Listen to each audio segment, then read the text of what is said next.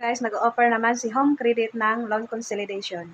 Nang ibig sabihin ay yung dati kong loan ay ibabawa sa bago kong loan. So, bali, i-renew ko yung loan ko, tas yung natira kong balance ay i-deduct na lang nila sa ilo-loan ko.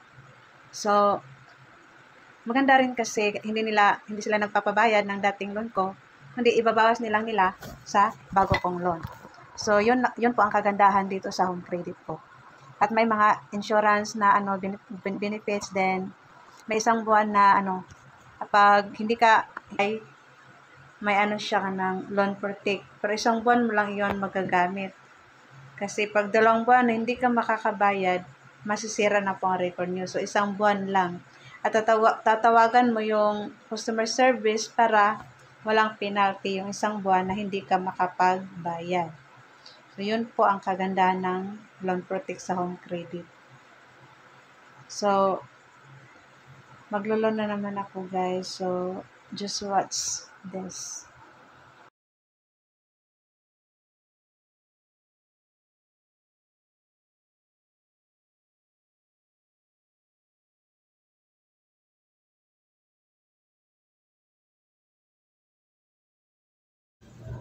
Nandito na ako sa aking app sa Home Credit, guys. Iko-continue ko lang itong sign contract ko sa sa Home Credit. So, iko-continue ko lang ito, guys, dahil tumawag na sa akin yung agent kanina at sabi ko ako na lang ang mag-continue. So, i-review ko itong loan documents ko, guys. So, ito yun, guys. Makikita nyo dito na 20,000 yung offer at yung outstanding balance ko is 8,174 point something. Then, deduct nila yung processing fee which is 500. Then, ang amount to be disbursed is 11,000 na lang, guys. Yung monthly ko is 1,682 pesos a month. So, yung due date ko is every 23rd of the month. So, yung last due ko, guys, is February 23, 2027. So, 18 months ko itong babayaran.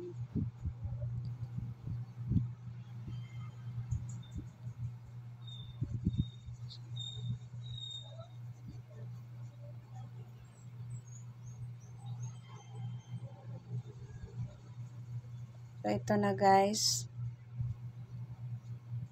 I-scroll lang ko ito. Scroll down ko lang ito. At i-click lang itong next. Then, click OK. Then, i-click ko lang ito. I-check ko lang ito, guys. I-check ko lahat ito. Itong sign loan agreement. I-click yung sign loan agreement. So, hihintayin ko ang OTP dito, guys, para makakapag-loan na talaga. I-click lang itong I understand, guys, para masindan ka ng OTP. So, ilagay lang yung OTP. Hi, te! So, yun, guys. So, hintayin lang natin, guys, na ma-process yung data. So, ito na, guys. Na-complete ko ng application. So, i-click continue lang ito, guys.